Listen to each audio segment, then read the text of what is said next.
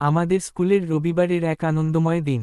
Hello দর্শকবৃন্দ, আজ রবিবার, অর্থাৎ 2 নভেম্বর। অনেক দিন ধরে আমাদের স্কুলের জন্য কিছু গুরুত্বপূর্ণ টিএলএম, টিচিং লার্নিং মেটেরিয়াল, সংগ্রহ করার পরিকল্পনা চলছিল।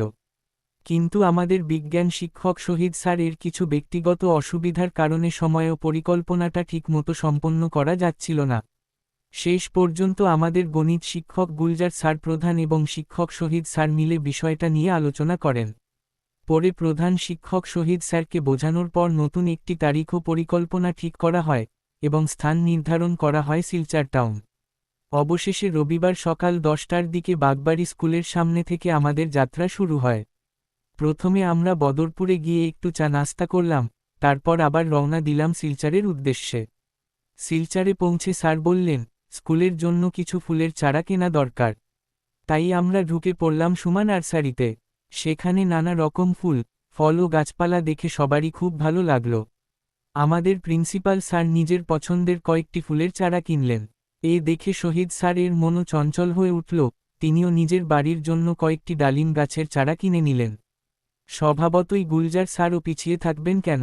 তিনি মজার ছলে বললেন, আমি তো শহীদ স্যারের পেছনে থাকব না, বলেই একটি গোল লেবুর গাছের চারা কিনে নিলেন। বিষয়টা সত্যিই ছিল খুবই মজার। খোলা মুখে চোখে হাসির সাথে মুখে হাসি। নার্সারিতে প্রায় 1-2 ঘন্টা আমরা আনন্দের মধ্যেই কাটিয়ে দিলাম। তারপর আমরা স্কুলের জন্য যেসব টিএলএম সামগ্রী আগেই অর্ডার দিয়ে রেখেছিলাম, সেই দোকানে গেলাম।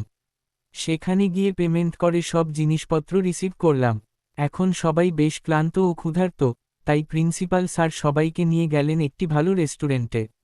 সেখানে আমরা মধ্যাহ্নভোজন করলাম। রেস্টুরেন্টেও ঘটল এক মজার ঘটনা। শহীদ স্যারের ইলিশ মাছ খাওয়ার খুব ইচ্ছা ছিল, কিন্তু সবার ইলিশ খাওয়ার তেমন আগ্রহ না থাকায় তিনি সেটি না নিয়ে অন্য এক প্রকার মাছ নিলেন। অন্যদিকে গুলজার স্যার তো ডিমপ্রেমী মানুষ, তাই তিনি ডিম দিয়েই ভাত খেলেন। রান্না করা, খাওয়া দাওয়া শেষে সবাই মিলে একটু শপিং করলাম, তারপর আবার গাড়িতে উঠলাম। কিছু দূর যাওয়ার পর এক ক্যাফেতে ঢুকে আমরা চা কফি ও কেক খেলাম এবং বাড়ির জন্য কিছু প্যাকেট করালাম। এরপর আবার যাত্রা শুরু হলো। 5 গ্রাম বাজারে পৌঁছে স্যাররা তাজা সবজি ও ফল কিনলেন এবং আমাদের প্রত্যেককে নিজেদের পছন্দমতো কিছু দিতে লাগলেন। শেষে করিমগঞ্জ বাইপাসে এসে আবার একবার চা নাস্তা করলাম, তারপর কালীগঞ্জের পথে রওনা দিলাম। অবশেষে রাত প্রায় 7:30টার দিকে আমরা সবাই নিজ নিজ বাড়িতে ফিরে এলাম।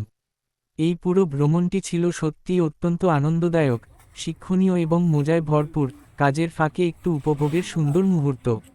ধন্যবাদ সবাইকে আমার এই পুরো গল্পটি শোনার জন্য।